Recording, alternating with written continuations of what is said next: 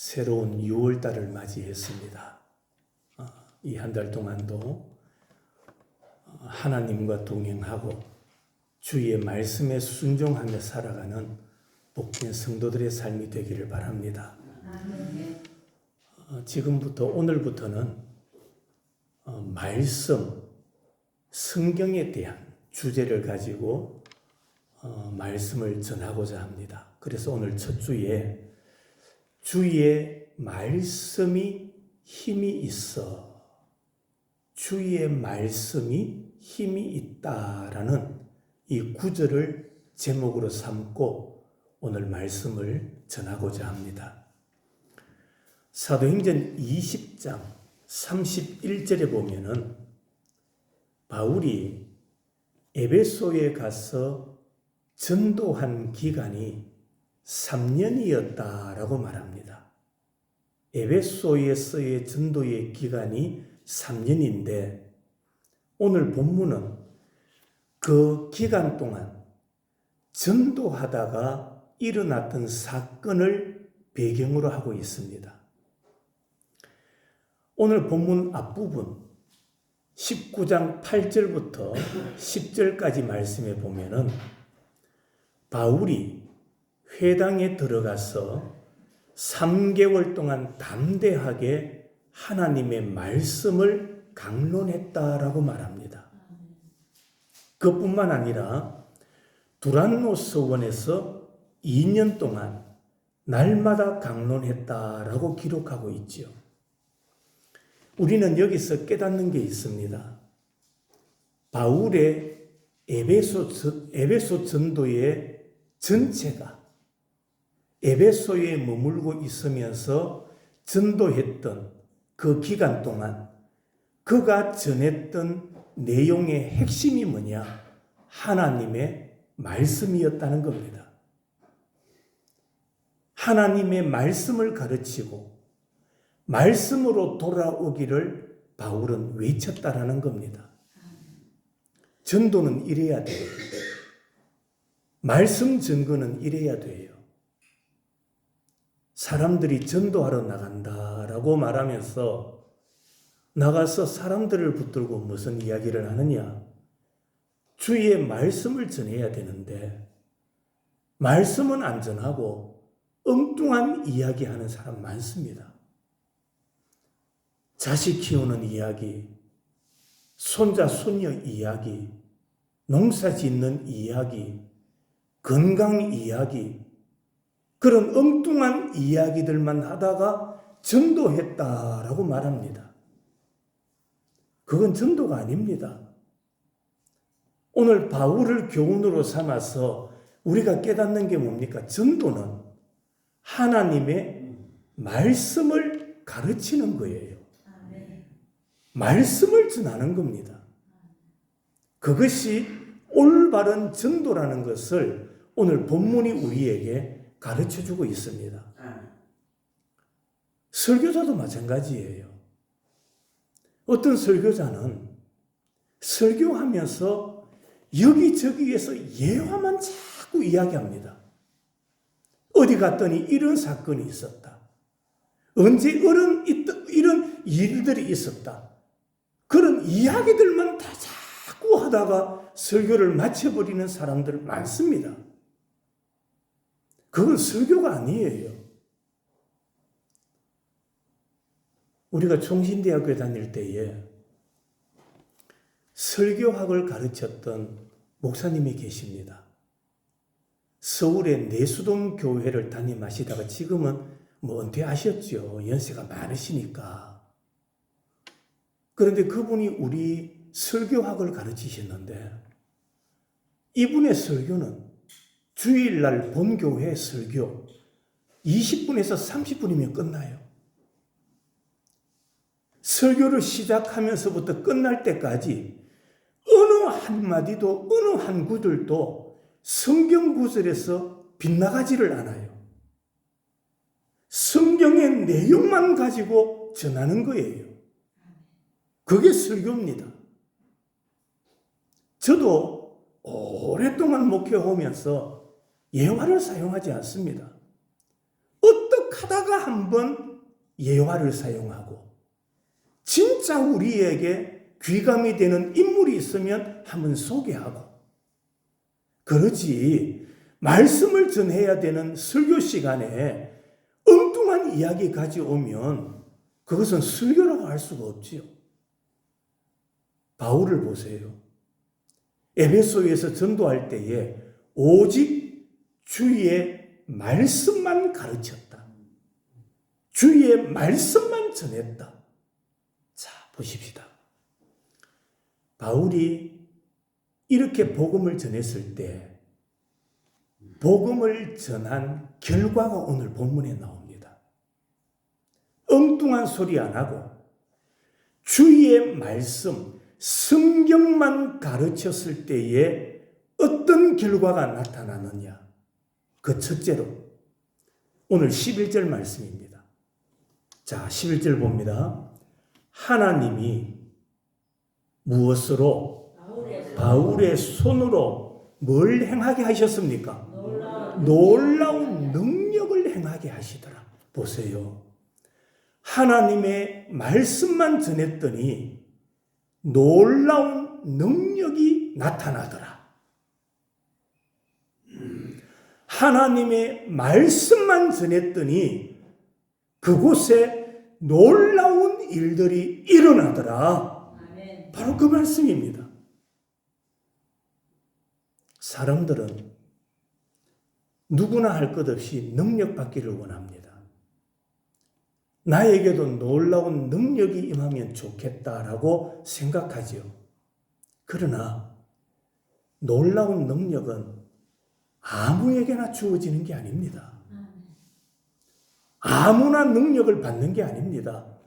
말씀을 전하는 자, 말씀을 선포하는 자, 말씀을 가르치는 자들에게 하나님이 놀라운 능력을 주신다라는 것을 믿으시기 바랍니다. 바울이 말씀을 가르칠 때, 말씀을 전하는 그때 놀라운 능력이 임하였다라고 말씀합니다. 바울에게 나타난 놀라운 능력이 뭡니까? 바울이 가지고 있던 손수건이나 바울의 앞치마를 가져다가 환자 위에 얹기만 해도 환자가 고침을 받는 능력이 나타났습니다. 한번 생각해 보십시다. 손수건은 용도가 뭡니까? 땀을 닦는 겁니다. 앞치마는 당시에 바울이 장막을 만들 때에 두르고 사용했던 물건이죠. 그렇기 때문에 손수건이나 앞치마가 능력이 있었던 것이 아니라는 말입니다. 신약성경 마태복음 9장 20절부터 22절까지에 보면은 12해 혈유증으로 고생하던 여인이 길거리를 지나가시는 예수님을 따라가서 예수님의 무엇을 붙잡습니까? 옷자락을 만졌다라고 말씀합니다. 여러분, 이 말씀을 한번 묵상해 보셨어요? 혈루증 앓던 여인이 왜 예수님 뒤에 가서 예수님의 옷자락을 만졌을까요? 이유는 단 하나입니다. 예수님의 옷자락만 만져도 내 병이 나을 것이다 라는 뭐가 있었습니까? 믿음이 그에게 있었기 때문입니다. 그때 길을 걸어가시던 예수님이 그 걸음을 멈추시고 그 여인을 향하여 하신 말씀을 기억하십니까? 딸아, 안심하라. 내 옷자락이 너를 구원하였느니라. 그러지 않으셨어요. 옷자락이 구원한 게 아니에요. 딸아, 내 믿음이 너를 구원하였느니라. 여인은 뭘 만졌습니까? 옷자락을 만졌죠. 옷자락에 능력이 있는 게 아니에요. 옷자락만 만져도 나는 나을 것이라는 여인에게 뭐가 있었느냐? 믿음이 있었기 때문에 예수님은 그를 향하여 내 믿음이 너를 구원하였다라고 말씀하고 있는 겁니다. 사도행전 5장 15절 말씀에 보면은 병든 자의 침상에 베드로의 그림자만 덮여도 병자가 나음을 받았습니다. 그러나 착각하면 안 돼요. 그림자가 베드로의 그림자가 병자를 고친 것이 아니에요. 하나님의 능력이 그를 고쳐주신 겁니다. 이것이 하나님의 놀라운 능력입니다. 주님의 능력은 옷자락이나 그림자나 사람의 손이나 어떤 피조물을 통해서 우리들에게 나타나는 거예요. 어떤 신비주의자들, 신비적인 신앙을 자꾸 원하는 사람들은 예수님께서 병자를 찾아오셔서 못자국 난 손을 그에게 만져주시거나 찔린 옆구리, 창에 찔린 옆구리를 보이시면서 안수를 해 주셔야만 고침을 받을 것이라고 생각합니다. 그러나 그렇지 않습니다. 우리 주님은 때로는 주의 종을 통해서, 때로는 어떤 사물을 통해서, 혹은 병원의 의사나 약을 통해서 우리를 치료해 주시는 하나님이십니다. 그래서 신앙인들이 병원을 멀리하거나 약을 거부하면 안 돼요. 그것도 치료제로 하나님이 우리에게 주신 겁니다. 그렇기 때문에 우리에게 주어진 환경 속에서 우리가 믿음으로 받아들이면 된다는 겁니다. 여러분, 확실한 진리 하나는 주님이 놀라운 능력을 행하신다라는 것을 믿으시기를 바랍니다. 오늘 11절 말씀에도 그렇게 기록하고 있죠. 바울이 놀라운 능력을 행하였다라고 말하지 않습니다. 바울이 놀라운 능력을 행했지만은 그것은 바울의 능력이라고 말하지 않습니다. 11절에서 뭐라고 말합니까? 하나님이 바울의 손으로 놀라운 능력을 뭐하게 하셨다? 행하게 하셨다. 하나님은 하나님의 능력을 누구를 통하여 사용하고 계십니까? 바울을 통하여 사용하시더라는 겁니다. 그렇다면 주님이 높임을 받아야 됩니까? 바울이 높임을 받아야 됩니까? 주님이 높임을 받아야 되는 거예요. 바울은 무엇에 불과하냐? 도구입니다. 쓰임을 받는 자입니다. 하나님의 청직이었다라는 말입니다. 주님이 능력을 바울에게 주셔서 행하게 하시니 바울에게 능력이 나타나더라는 말씀입니다. 12절 말씀해 보니까 이 능력으로 말미암아 악귀도 뭐하더라? 떠나가더라. 악귀도 떠나가더라.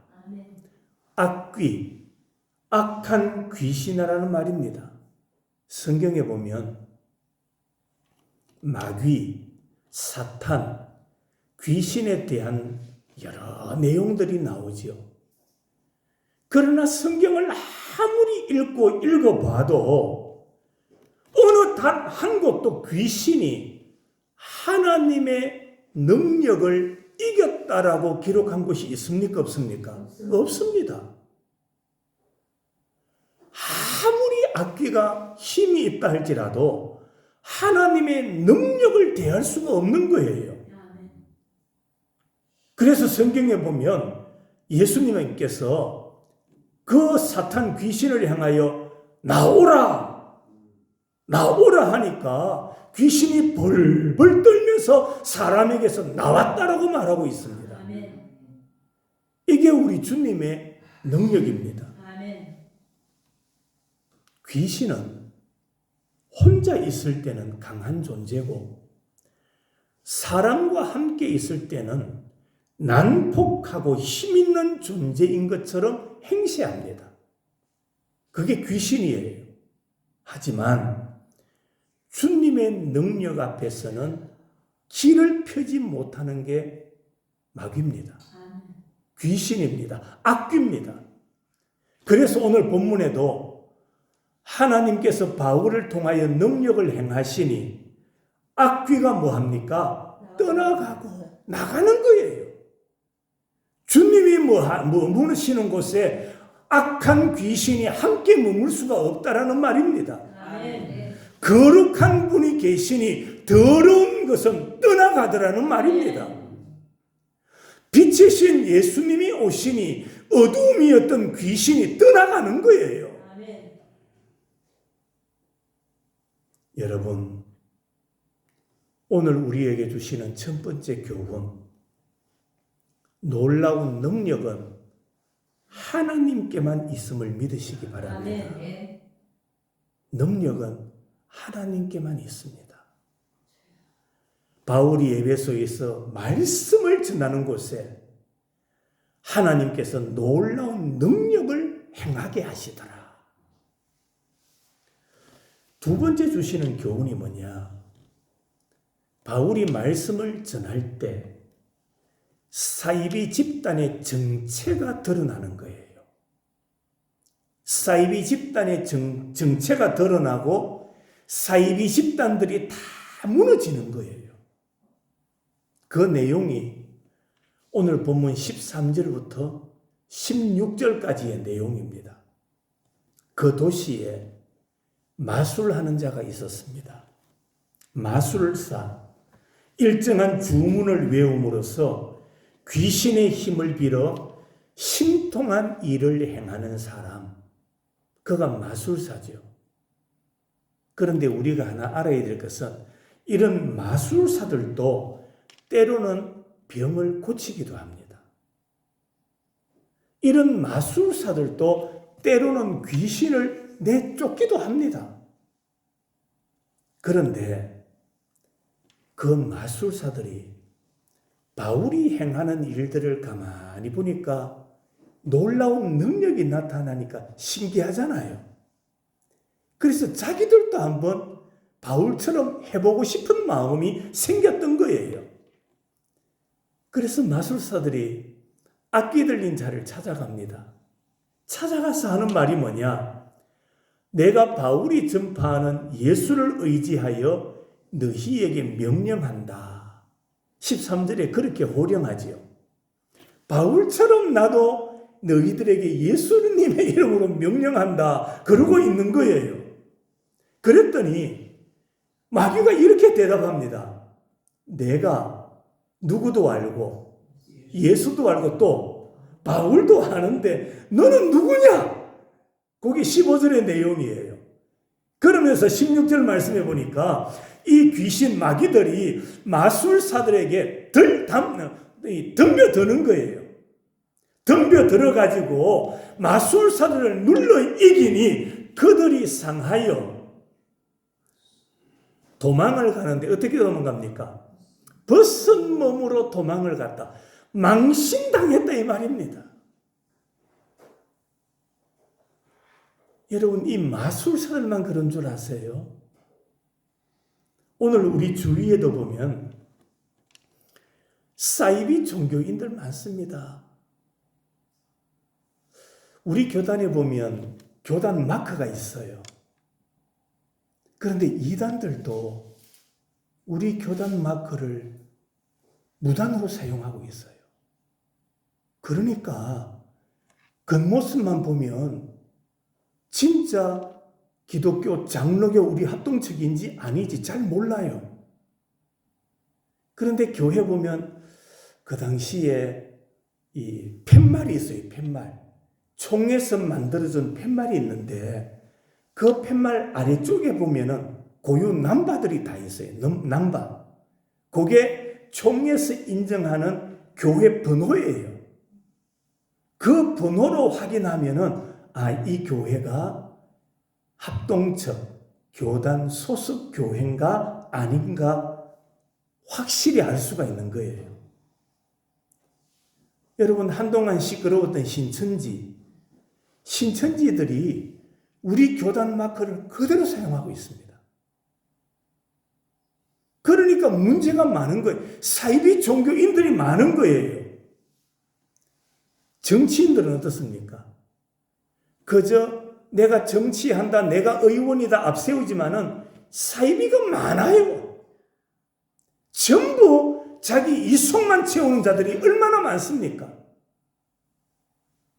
교육하는 사람들은 뭐 아닐까요? 똑같습니다. 여러분, 사이비인지 아닌지 우리가 분별하는 몇 가지 방법이 있습니다. 사이비의 공통점 몇 가지가 있어요. 그 첫째로 자기들이 가장 옳고 자기들만 선하고 자기들만 가장 잘 가르친다라고 내세우는 사람들 대부분이 사이비일 수 있습니다. 우리가 가르치는 것이 옳고 다른 데서 가르치는 것은 다 틀렸다라고 말하는 자들, 사이비의 정신을 가진 자들입니다. 또 하나는 기성교회나 기성교회의 지도자들, 목사님들을 공격하고 매도함으로써 듣는 사람들로 하여금 쾌감을 가지게 만들고 결국에는 기성교회에서 멀어져서 자기들에게로 오게 만드는 자들. 이게 사이비 집단의 형태입니다. 또 하나, 사이비는요, 그럴싸한 명분을 내세워가지고 사람들로부터 자꾸 돈을 뜯어내요. 이런 명목, 저런 명목, 그래서 사람들로 하여금 자꾸 돈을 뜯어내는 자들. 이게 사이비예요.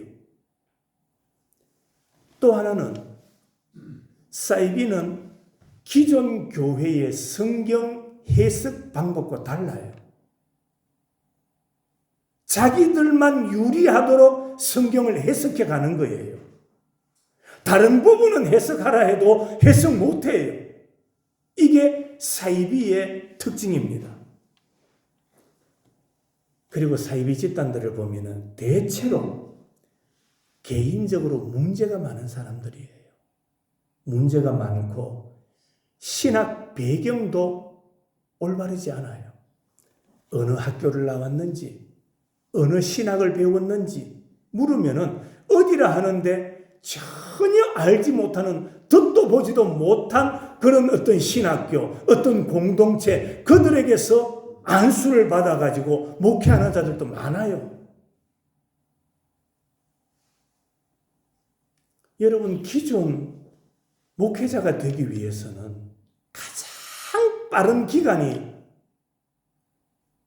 8년입니다. 8년 동안 신학을 해야 돼요.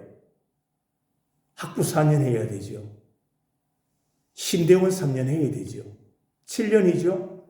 강도사 1년 해야 되죠. 수련 받아야 되죠. 그런데 사이비의 특징이 뭐냐? 혹시 길거리 가다 보면은 현수막 붙어 있습니다. 뭐냐? 6개월 만에 안수 준답니다. 그게 어떻게 가능할까요? 6개월만 지나면 목사가 된대요. 이런 자들이 전부가 사이비들입니다. 두 번째로, 이런 사이비에 빠지면 어떤 일들이 일어나느냐?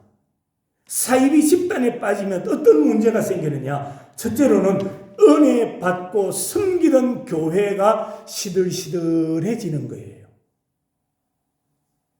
강단을 통해서 전해지던 말씀을 잘 들었는데 사이비에 빠지면 더 이상 기존 교회에서 전하는 말씀이 귀에 들어오지를 않아요.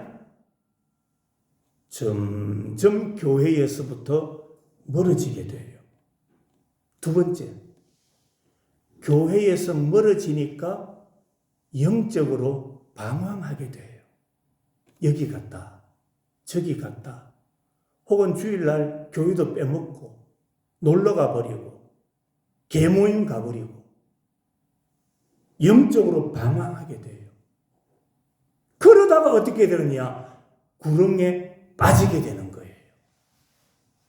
여러분, 그렇기 때문에 우리는 이런 자들을 경계하고 이런 자들에게 빠지면 안 돼요. 오래전에 저와 함께 한 교회에서 섬기던, 제가 부목사로 있을 때 그때 교육전도사님인가 섬기던 이은호 목사님이 계세요. 이분은 신학을 다 마치고 난 이후에 목회를 안 해요. 뭐 하느냐? 상담을 해요. 상담. 이단에 빠진 사람들을 돌아오게 만드는, 신천지에 빠진 사람들을 건져주는, 다시 돌아오게 만드는 상담소를 운영하면서 신천지에 빠져있던 청년들이 더 이상 거기에 가지 말고 그 공동체에 와서 신앙훈련을 시키는 거예요. 잘하는 일이죠. 기존 교회 목회는 하지 않지만은 사이비에 빠진 자들을 건져내고 그들에게 복음이 무엇인가를 올바르게 가르치고 또 알게끔 하기 위하여 그 상담소를 운영하는 한 목사님이 있어요. 성도 여러분, 그러므로 우리는 언제 어디서나 우리의 신앙이 중요해요. 예수 중심이어야 되고, 교회 중심이어야 되고, 말씀 중심이어야 되고, 목회자 중심이어야 됩니다. 그래야 우리가 바른 길을 걸어갈 수 있어요. 예수를 빙자하려 했던 마술사들이 봉변당한 이후에 오늘 본문에 보니까 두 가지 일이 벌어져요. 마술사들이 봉변당했죠. 그 이후에 두 가지 사건이 벌어지는데, 하나는 그때에서야 그리스도인들이 정신을 차리게 됩니다. 오늘 17절, 18절. 유대인과 헬라인들이 다 이 일을 두고 뭐 합니까? 두려워하며 주 예수의 이름을 뭐하고 높이고 믿은 사람들이 많이 와서 자복하여 행한 일을 알리며, 이 사건을 통해서 에베소 사람들이 예수님은 믿음의 대상이지 이용한다든지 빙자하려 해서는 안 된다라는 것을 깨닫게 되더라. 예수를 이용하려 하면 안 돼요. 사람도 이용당하면 속상해요. 말씀드리니까 아닙니까? 사람도 이용당하면 속상하다니까요. 예수는 이용의 대상이 아닙니다. 빙자의 대상이 아닙니다. 우리 예수님은 믿음의 대상이에요. 성경 그 어디에 사람을 믿으라고 말하지 않습니다. 사람은 사랑의 대상이지 믿음의 대상이 아니에요.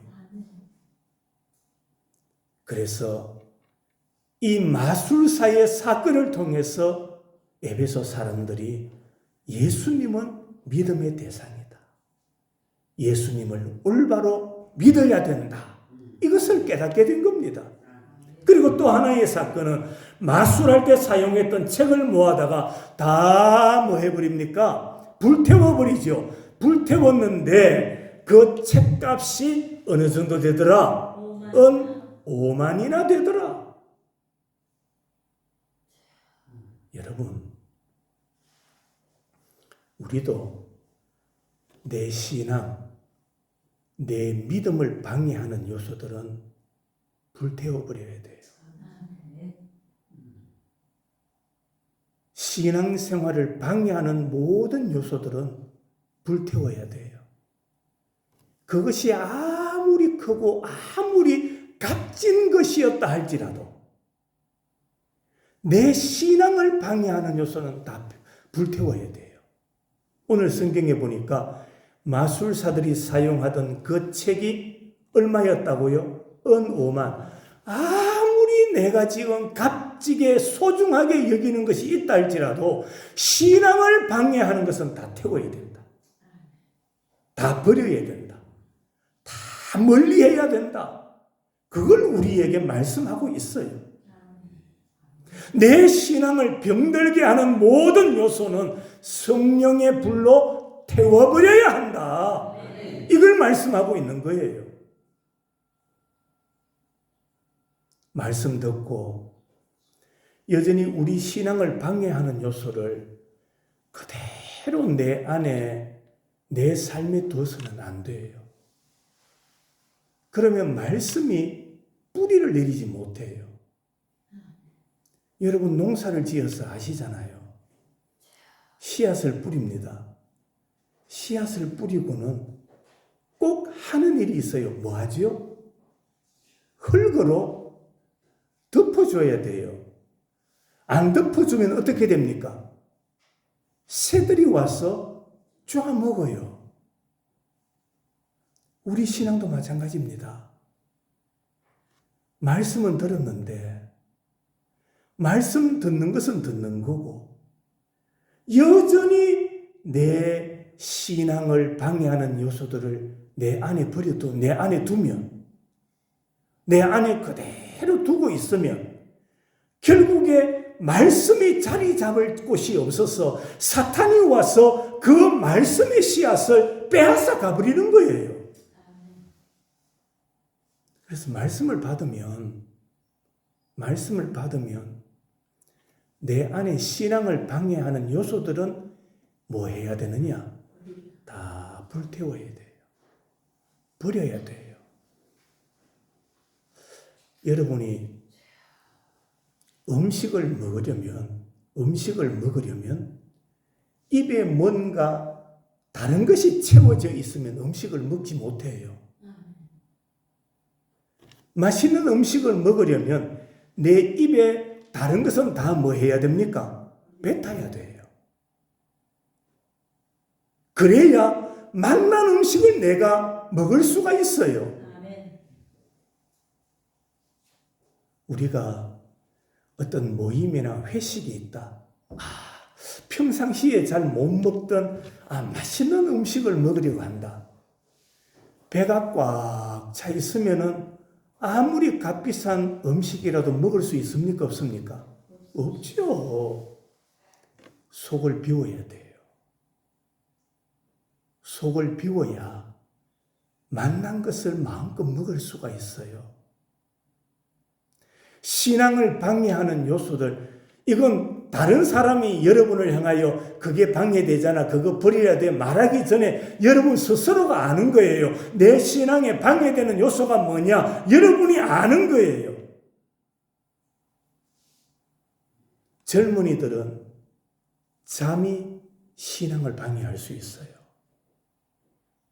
어떤 사람은 친구 때문에 신앙생활 제대로 못하는 사람이 있습니다. 어떤 사람은 일 때문에. 코로나 때 많은 사람들이 한 곳에 모이지 못하게 하니까 교회 드문 앉아서 예배 드리기도 하고 또 교회 나오지도 못할 때도 있고 또 회복이 되어서 교회 나오기 시작하는데 교인들이 교회를 안 나와요. 그렇게 부지런히 교회 나오던 권사님들, 교회 오랫동안 나오던 집사님들이 교회를 안 나와요. 부교육자한테 왜 안 나오는지 한번 알아봐라. 이런 상황에서 출타할 일도 없고 그런데 왜 주일날 교회 안 나올까 알아보라니까 타지에 있는 자식들이 전화를 한답니다. 엄마 꼼짝하지 마라. 코로나 안 걸리려거든. 꼼짝하지 마라. 나가지 마라. 그래도 자식들이 신앙이나 있으면은 그런 짓 안 할 건데 신앙 없는 자식이니까 엄마 확인을 언제 하느냐? 11시 되면 하는 거예요. 11시는 뭐 하는 시간입니까? 예배 시간인 거예요. 꼭 그 시간에 전화해가지고 엄마가 집에 있는가 확인하는 거예요. 신앙을 방해하는 요소들이죠. 여러분, 아무리 값비싸고 소중한 것이 있어도 내 신앙을 방해하는 것은 멀리해야 돼요. 아멘. 버려야 돼요. 그래야 내가 살아요. 그래야 내 영혼이 살아요. 자식 말 듣는다고 신앙생활을 멀리하면 그 자식이 내 영혼을 책임져 줍니까? 내 미래를 책임져 줍니까? 아닙니다. 우리의 마음을 병들게 하는 것은 다 성령의 불로 태워버리시기를 바랍니다. 아멘. 마지막으로 이렇게 주의 말씀이 힘이 있어 더욱더 흥왕해졌다라고 말합니다. 오늘 마지막 20절 말씀입니다. 이와 같이 주의 말씀이 뭐가 있어? 힘이 있어 흥왕하여 세력을 얻으니라. 여기 힘은 기본이고 흥왕은 현상이고 세력은 결과지요. 우리가 힘이 있고 흥왕하고 세력을 얻는 자가 되기를 원한다라면 말씀에 굳게 서시기를 바랍니다. 말씀에 굳게 서야 힘이 생깁니다. 말씀에 굳게 서야 흥왕해집니다. 말씀에 서야 세력이 있게 되는 거예요. 사도행전 6장 7절 말씀을 제가 읽습니다. 하나님의 말씀이 점점 왕성하여 예루살렘에 있는 제자의 수가 더 심히 많아지고 허다한 제사장의 무리도 이 도에 복종하니라. 말씀이 왕성해진 결과가 뭐냐? 교회가 성장하는 거예요. 전도의 문이 열렸다라고 말합니다. 성도 여러분, 내 안에 하나님의 말씀이 왕성해지기를 축원합니다. 그래야 힘이 생기는 거예요. 그런데 반대로 사도행전 12장 23절과 24절에 보면은 하나님의 말씀을 거역하고 하나님의 말씀에 순종하지 않았던 한 사람이 나오는데 그가 누굽니까? 헤롯 왕입니다. 헤롯 왕은 말씀을 멀리하고 말씀에 순종하지 않으므로 뭐가 먹어? 이전 성경에서는 충이 먹어. 지금은 벌레가 먹어 죽으니라. 이게 말씀을 사랑하는 자와 말씀을 멀리하는 자의 결과가 이렇게 또렷하게 나타나는 거예요. 말씀 사랑하면 말씀이 우리를 왕성하게 만들어줍니다. 힘있게 만들어주십니다. 그러나 말씀을 멀리하고 말씀에 순종하지 않으면 우리 인생은 헤롯과 같아진다라는 거예요. 말씀을 마칩니다. 인간의 역사의 행불행은 하나님의 손에 달려 있습니다. 행불행이 내 노력에 있는 게 아닙니다. 하나님의 손에 달렸습니다. 하나님의 손. 가끔 여러분들 방송 보면 아시잖아요. 양계장을 운영하던 분들 전염병이 한번 오니까 수만 마리를 짐승을 뭐 합니까? 매장하는 거예요. 수억 수십억씩 잃어버리게 되는 거예요. 누가 그렇게 하고 싶어서 합니까? 인간의 행불행은 하나님께 있습니다. 그래서 우리는 늘 하나님의 도우심을 구하며 사는 자가 되어야 합니다. 오늘 제목, 주의 말씀이 힘이 있어 주의 말씀이 힘이 있어. 이 말씀을 우리 마음속에 딱 간직하시고 말씀이 내 안에 살아 움직임으로 말씀이 힘이 되고 말씀이 능력이 되고 말씀이 생명이 되고 말씀으로 하루하루를 승리하며 살아가는 우리 모든 성도들이 되시기를 주님의 이름으로 축원합니다. 아멘. 하나님